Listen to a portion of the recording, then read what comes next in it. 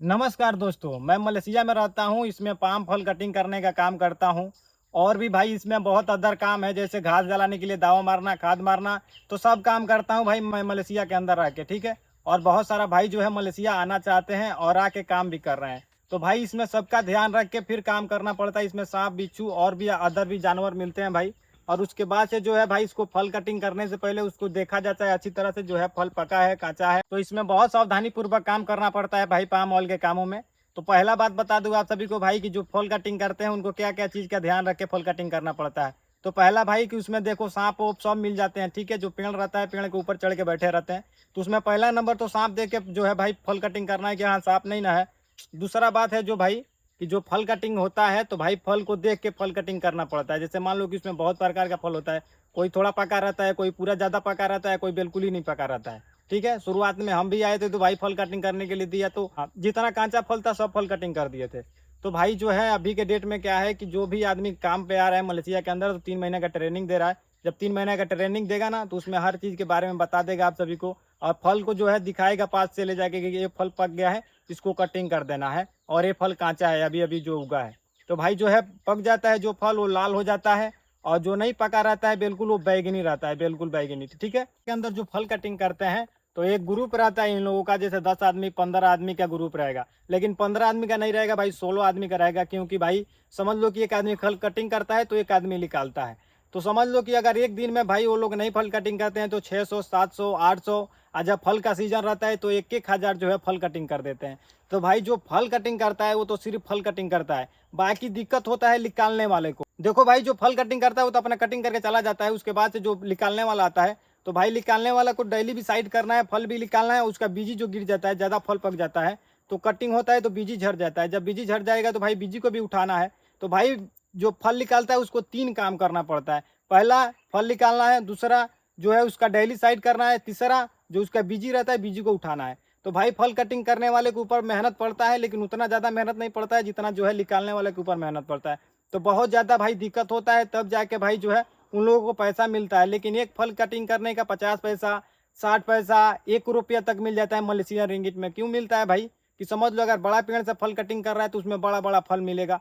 जितना बड़ा फल मिलेगा उसका उतना ज़्यादा रेट मिलेगा। समझ लो कि अगर छोटा फल मिल रहा है तो उसका 10 पैसा 5 पैसा बनेगा। अगर बड़ा फल निकल रहा है 50 केजी 60 केजी 1 कुंटल का, तो उसका 1 रुपया बनेगा, ठीक है। तो 1 रुपया अगर बन रहा है, 1 कुंटल का फल निकल रहा है, तो उसमें 2 आदमी का डिवाइड होगा, जो फल कटिंग करता है जो निकालता है। तो उनको दोनों आदमी को मिला के भाई पैसा बनता है। अगर एक दिन में अगर 500 फल काटे हैं तो 100 रुपया बना है, तो 100 रुपया का समझ लो कि एक भाग होगा, तो दोनों आदमी का 50 50 रुपया मिलेगा। ऐसा काम होता है भाई मलेशिया के अंदर। उसके बाद से भाई मान लो कि अगर खाद जो मारता है, खाद के बारे में आप सभी को बता दूं तो जो खाद मारता है उन लोग को बोरी के ऊपर जो है पैसा तय होता है भाई कि कितना बोरी खाद मार रहे हो उसके हिसाब से तुम्हारा पैसा मिलेगा। समझ लो कि अगर एक दिन में 20 बोरी दे रहा है तो 20 बोरी दे रहा है, तो अगर एक बोरी का 2 रुपया रेट दे रहा है तो तुम्हारा कितना बनेगा, 40 रुपया बनेगा, ठीक है। अगर 50 बोरी मार रहे हो तो अगर 2 रुपया रेट दे रहा है तो 100 रुपया बनेगा। तो उसके हिसाब से भाई जैसा बोरी रहता है उसके हिसाब से रेट लगा के देता है। अब बोरी कम देता है, अगर मान लो कि 10 रुपया वाला बोरी का रेट है तो तुम्हें 10 बोरी देगा तो तुम्हारा 100 रुपया बन जाएगा।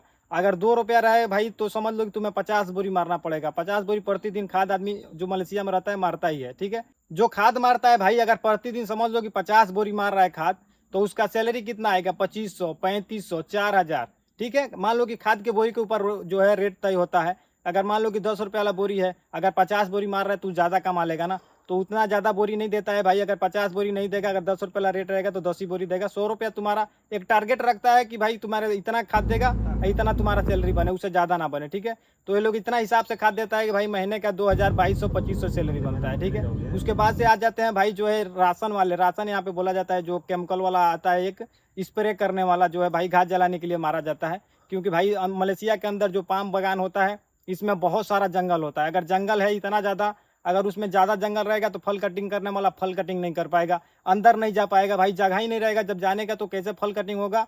और भाई लाइन से जो है रहता है, लाइन रहता है, लाइन में भाई फल लोडिंग करके फिर निकालना पड़ता है। तो जंगल रहेगा तो फल जो है भाई नहीं निकल पाएगा, और निकल भी जाएगा भाई तो बहुत ज़्यादा मेहनत पड़ेगा उन लोगों को। अगर दिन में 500 फल काट रहा है तो अगर फल वैसा अगर जंगल रहेगा तो समझ लो कि दिन में जो है 200 300 फल भी नहीं निकाल पाएगा, जो फल कटिंग करके निकालना जाता है, ठीक है।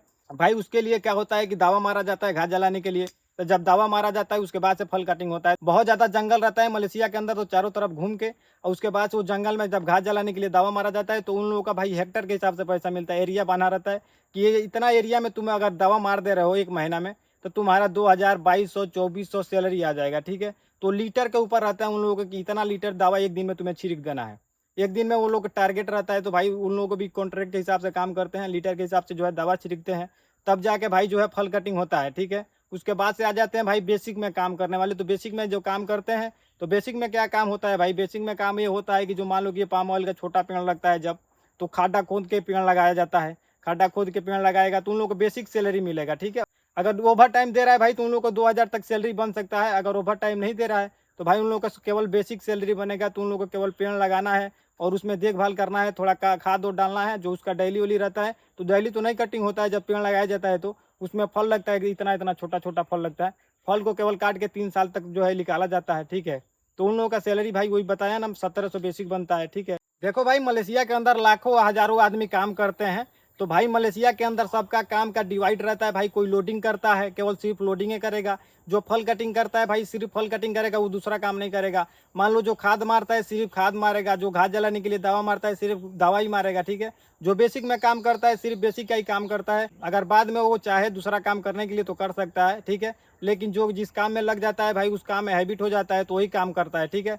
जैसे हम खाद मारते हैं भाई, 3 साल दिन से खाद मार रहे हैं और हमें दूसरा काम दे रहा है तो भाई हमसे उतना जल्दी नहीं हो पाएगा, ठीक है। धीरे धीरे करते करते करते करते तब जाके होगा। अगर मान लो कि हम 1 दिन में 50 बोरी खाद मार रहे हैं, 40 बोरी खाद मार रहे हैं, हमें फल कटिंग करने में डाल दिया, ठीक है। तो जो फल कटिंग 1 दिन में वो 500-600 फल कटिंग कर रहा है, अगर मैं जाऊँगा तो भाई 200-300 से ज़्यादा फल नहीं काट पाऊँगा मैं, ठीक है।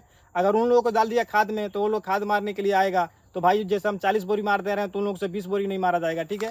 तो भाई बहुत ज़्यादा जो है दिक्कत के सामना करके फिर पाम ऑयल के कामों में काम किया जाता है। धूप बहुत ज़्यादा होता है, बारिश का कोई भरोसा नहीं रहता है कब बारिश आ जाता है, ठीक है। तो ये सब के भाई जो है सावधानी रख के फिर काम करना पड़ता है मलेशिया के अंदर। तो अगर आप लोग भी मलेशिया में आना चाहते हैं तो जो है भाई कमेंट जरूर करना, और वीज़ा जब चालू होता है तो आप सभी को बताऊँगा, ठीक है। धन्यवाद।